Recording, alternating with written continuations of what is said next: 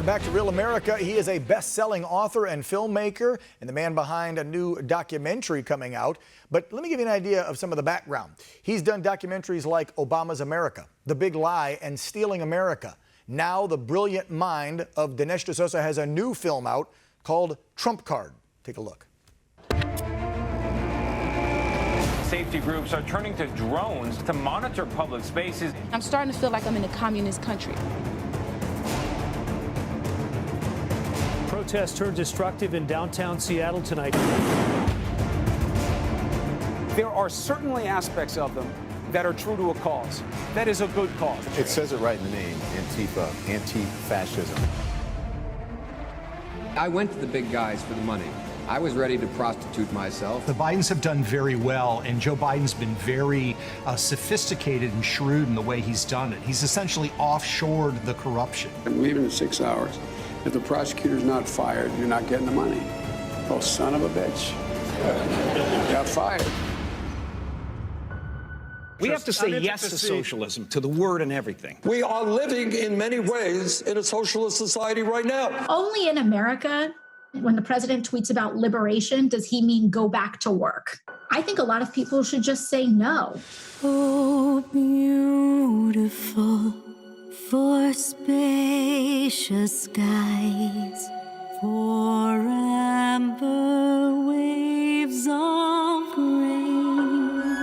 The next moment I looking down, my hands are being put in handcuffs, my ankles are shacked. Honestly, I think you should let me run the country.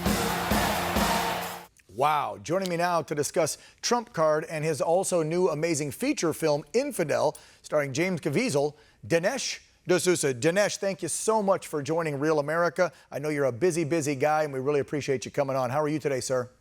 I'm good, thanks, and looking forward to the interview. Thank you for having me on. Was that intro okay? We get stuff right?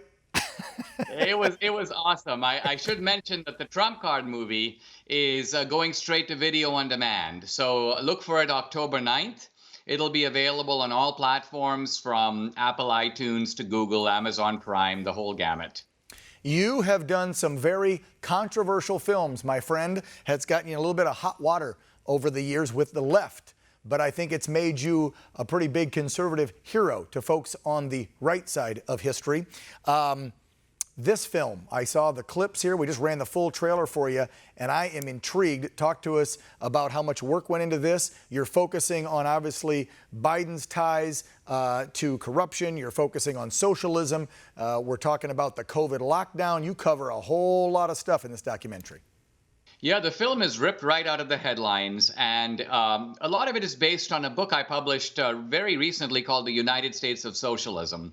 And I used that title because that's the end game for the left. They have these paramilitary gangs breaking things and knocking things over. You've got the deep state machinations, but those are the means. So what is the end? What's the goal? Well, the goal is to make America into a country in which our lives are controlled by a governmental elite. That's what the left wants to be. They want to be in the saddle, and they want the rest of us to be the serfs and the peasants. All of this is depicted in the movie as a very powerful, emotional narrative. Yeah, they want us to be the sheep, and they're going to be our saviors because you're supposed to look for government to help. Sorry, that's not how I play, kids. Dinesh, on top of this really hard-hitting documentary, you also have a feature film out that looks amazing.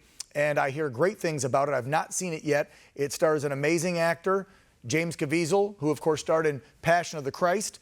It's called Infidel, and it's based on a true story. If folks haven't heard, seen, this one's already out. Trump Card is coming out soon. Talk to us about Infidel. Infidel is a political thriller, and it's in the theater right now. In fact, it's in almost 2,000 theaters currently. It's the #1 on a per-screen average basis movie in America, and it's getting remarkably good reviews even from the critics. The critics are very left-wing, but on Rotten Tomatoes, our audience approval is about 90%. I'm used to that, but I'm at 60% with the critics. I'm not used to that. And I think it's because they see that this is a smart movie that tells a powerful story. It's about a Christian guy, a patriot, who gets caught up in the politics of radical Islam. This is a movie that moves from Washington, D.C. to Cairo, Lebanon, Iran. It takes seriously the issue of radical Islam, which, by the way, Hollywood never does. If Hollywood makes a movie about terrorists, the guy is usually Russian or Eastern European. So this is sort of La La Land. It's kind of dumb. We make a movie that actually is about the world as it is. It's a gritty movie. It's got some bad language in it. It's got some violence. It's R-rated. But that's because we're trying to make mainstream movies that are in the culture and not niche Christian movies or niche conservative movies. Dinesh, is this based on some real, true events that I read? There have been over the years many Americans who have been imprisoned in Iran. Just recently, the Iranian government offered to trade prisoners for Americans, so they seem to be open to releasing some of these prisoners. Our movie is loosely based on the stories of those prisoners, most notably the Levinson story. So it's a fictional plot, but a plot that is based on true events. Working with James Caviezel had to be great. Talk to us about working with him, because I tell you, I still can watch Passion for the Christ over and over again, and his acting is just so powerful. The movie has a great international cast, an Australian actress named Claudia Carvin, who's an award-winning actress. It's got terrific people in it, but Caviezel is the lead. Ironically, we didn't think we could get him, so we offered him kind of a character role in the movie. He read the script and he go, "Wait, guys, who's playing the lead?" And we're like, "Well, we're auditioning 5 guys." And he's like, "Well, I'd like to play the lead." And we were like, "Oh, well, yes, okay, fine." And he's perfect for the role because he literally brings the passion from Passion of a Christ into a role that is a very natural follow-up to that one, in which he's playing a guy who has to put his life on the line for his faith. And so this was boy, we couldn't have ended up with a better guy to play the lead. Let's talk about how Hollywood has treated you, has treated James after he did Passion, and how conservatives in general are treated. We've had on 2 actors this week. You probably know them. They're conservative. They're out there doing faith-based independent movies, Antonio Sabato Jr. and Kevin Sorbo. And we were talking with both of them about how the Hollywood elite and the left treat folks who come out, if you will, and admit their faith and want to do films that are more conservative based. They don't like them very much in California and Hollywood, do they? And not only do you have this sort of chill wind in the Hollywood film industry, which affects the people that you mentioned, but I think the other thing is when Hollywood does plots, they typically set it up in such a way that the conservative is always the bad guy. So the villains of Hollywood movies are typically, business guys who are up to no good, or it's some small town pastor who's a secret member of the KKK, or it's the patriarchal dad who's secretly a fool and a hypocrite. So this is the Hollywood narrative.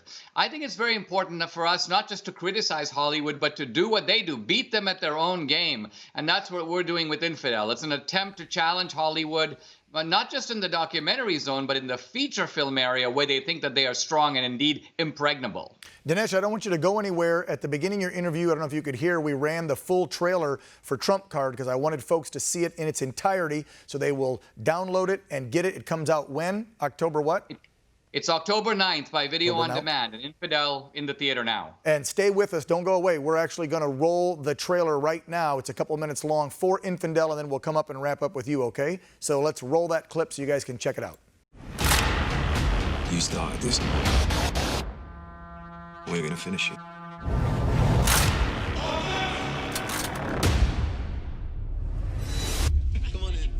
These are good people. I've known Mr. Lucini for some time now. Have you ever seen him exhibit extremist behaviors or attitudes? What? The man's Muslim, so you enter his house without a warrant. Islamophobia. Come with me. He's running a terrorist nerve center or recruitment website. Or am I just an Islamophobe? He won't talk to me anymore. He knows what I saw in that room. And what does that tell you? He is the one that said, go to Cairo, talk about the faith. You're not suspicious? I'm asking you, don't go. I will call you. Wow. All right, Dinesh, that's got me excited watching the trailer. I can't wait to see Infidel. That is already out, so people can find that where right now? Infidel911.com. That's the website. You can just find out where it's playing near you. And people will be surprised to know a lot of theaters are now open. They're cautious about the way you watch movies, but it's fun to watch this on the big screen because it's a non-stop action political thriller. Yeah, it did look like a heck of an action thriller. I can't wait to see Infidel. Before we leave you, the narrative this week in the media, the mainstream media, and the narrative from politicians on the left is that they believe Donald Trump's our biggest threat to our democracy. I see it another way. I see this possibly fraudulent vote coming with these mass mail-out ballots as the biggest threat, and socialism as the biggest threat to our country. You see what's going on. You are a brilliant mind. What do you think is the biggest threat to our great nation and our democracy? The biggest threat is coming from the left, and it's from their attack not just on our economic liberty, but also on our civil liberty. I think if we yield to them, we're going to live in an America where we are controlled in what we think and say. We're kicked off digital platforms for saying the wrong thing. We won't be able to be hired if we don't go conform to their ideological agenda. They want to suppress our religious liberty, our Second Amendment, even our freedom of assembly under coronavirus. So this is really, Orwell predicted a long time ago that all forms of socialism, even democratic socialism, move toward tyranny. And we're beginning to see in small ways that that is true. My wife is from Venezuela. They have now full-scale tyranny over there. We are moving under the left. If we let them take control, we'll be moving in that direction. Scary, scary stuff to think about. Best-selling author, amazing filmmaker, Dinesh D'Souza, thank you so much for joining Real America. And I have to throw a thank you out to our mutual friend, actress and model Paula Trickey, who helped set this interview up, because I know you're a busy guy. You got a lot of folks wanting to interview about these films. And so we really appreciate you taking like 10, 15 minutes to come on the show. Thank you, Dinesh. It's been my pleasure. Yep, you have a great day.